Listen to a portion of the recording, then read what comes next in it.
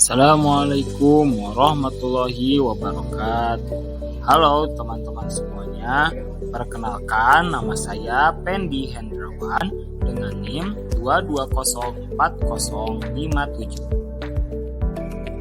Nah, teman-teman sekalian, pada kesempatan video kali ini saya dari kelompok 8 dengan tema Regionalisasi Ekonomi Kawasan akan membawakan judul tentang dampak keberadaan AFTA bagi perkembangan perekonomian di Indonesia.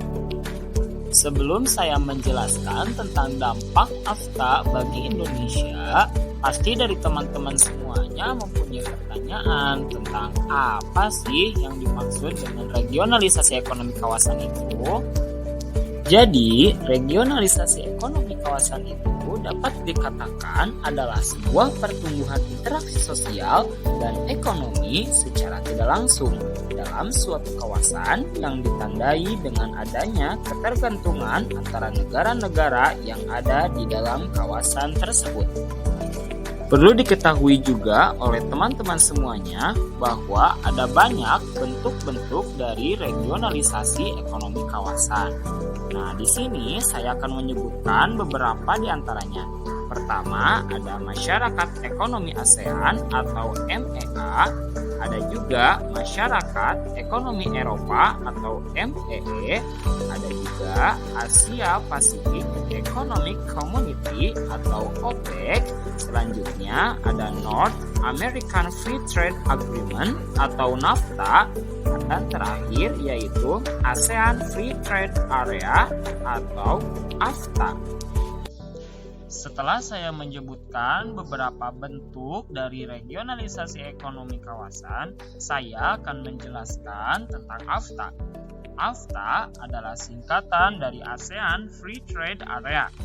AFTA merupakan kesepakatan negara-negara ASEAN untuk membentuk kawasan perdagangan bebas guna memperkuat daya saing ekonomi regional ASEAN dengan menjadikan ASEAN sebagai hubungan manufaktur dunia dan menciptakan pasar regional bagi penduduk negara-negara anggotanya.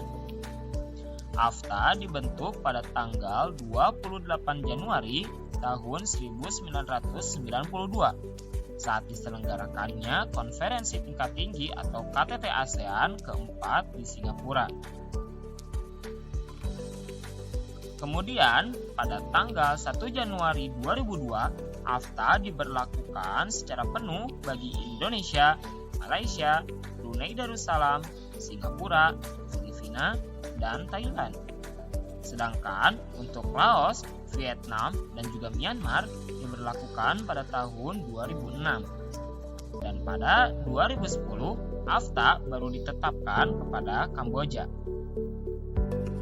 Selanjutnya, setelah masuknya Indonesia menjadi anggota AFTA, banyak sekali dampak positif yang dirasakan terhadap perekonomian di Indonesia. Di sini saya akan menyebutkan beberapa di antaranya.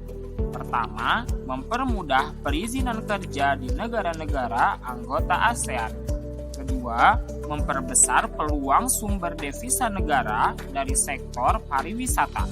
Ketiga, memperbesar daya tarik investor dalam menanamkan modalnya di Indonesia. Keempat, mempermudah masuknya produk Indonesia ke negara-negara anggota ASEAN. Di samping adanya dampak positif AFTA bagi Indonesia, pasti tidak akan terlepas tentang dampak negatif AFTA bagi Indonesia. Di sini saya akan menyebutkan beberapa dampak negatif AFTA bagi perekonomian di Indonesia. Pertama, terancamnya eksistensi usaha dalam negeri.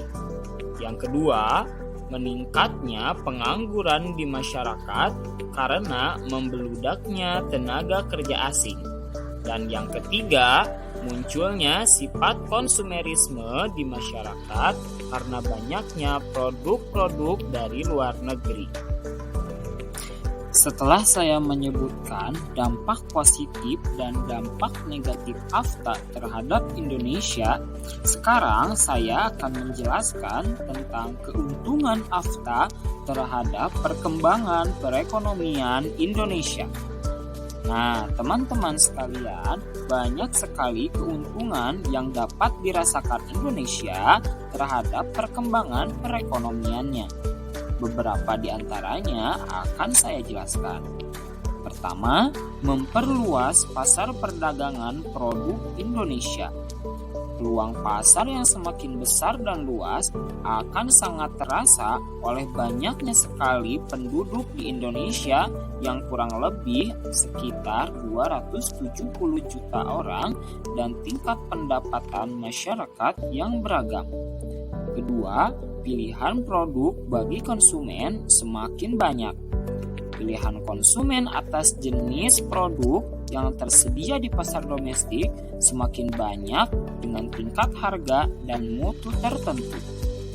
Ketiga, kerjasama bisnis yang lebih terbuka. Dengan banyaknya kerjasama dalam menjalankan bisnis akan semakin terbuka karena beraliansi dengan pelaku bisnis di negara anggota ASEAN lainnya. Keempat, harga yang dipasarkan menjadi lebih kompetitif. Dengan diberlakukannya pengurangan tarif dapat meningkatkan akses pasar bagi para pengusaha. Dan yang kelima, biaya distribusi dengan tarif 0%. Pemberlakuan tarif 0% dapat menekan biaya distribusi antara negara ASEAN sehingga produk yang ada di dalamnya dapat dipasarkan dengan harga yang lebih terjangkau bagi para konsumen. Nah, itu semua akan dirasakan Indonesia terhadap perkembangan perekonomiannya. Setelah saya menjelaskan keuntungan yang dirasakan oleh Indonesia, saya juga akan menjelaskan tentang kerugian AFTA terhadap perkembangan perekonomian di Indonesia. Pertama, diperkirakan akan kalah saingnya Indonesia dengan negara lainnya. Indonesia diperkirakan akan kalah dalam kompetisi pasar bebas negara-negara Asia Tenggara. Karena dibandingkan dengan negara ASEAN lainnya, struktur industri dalam negeri Indonesia tidak efisien. Struktur industri tersebut meliputi faktor ekonomi biaya tinggi serta buruknya infrastruktur fisik dan non-fisik industri di dalam negeri. Kedua, semakin maraknya sunset industri. Industri seperti industri-industri yang secara umum kehilangan daya saing sehingga dianggap beresiko tinggi untuk dibiayai oleh perbankan, di antaranya industri sepatu, mainan, dan elektronik, produk otomotif, teknologi informasi, dan produk pertanian. Ketiga, nilai ekspor akan lebih rendah dari nilai impor. Dengan ditentukannya tarif 0%, maka dapat mengakibatkan nilai ekspor akan lebih rendah dari nilai impor, meliputi produk pertanian, makanan, dan minuman, hasil hutan dan perkebunan, tekstil, bahan kimia, elektronik, furnitur, serta produk manufaktur lainnya. Dan yang keempat, produsen tekstil yang mengurangi produksinya. Banyak produsen tekstil dalam negeri mulai mengurangi kegiatan produksinya dan merumahkan ribuan buruhnya. Beberapa produsen bahkan memilih menjadi pedagang karena lebih menguntungkan dan minim resikonya. Mungkin itu yang bisa saya jelaskan tentang kerugian AFTA terhadap perkembangan perekonomian di Indonesia.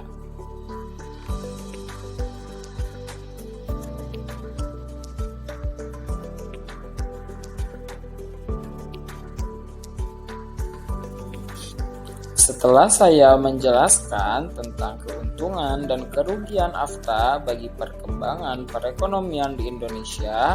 Mungkin hanya itu saja yang bisa saya jelaskan pada kesempatan video kali ini. Apabila ada kesalahan dalam penyebutan ataupun penjelasannya, mohon untuk dimaafkan.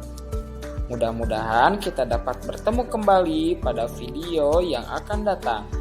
Oleh karena itu, saya ucapkan terima kasih banyak kepada teman-teman semuanya. Assalamualaikum warahmatullahi wabarakatuh.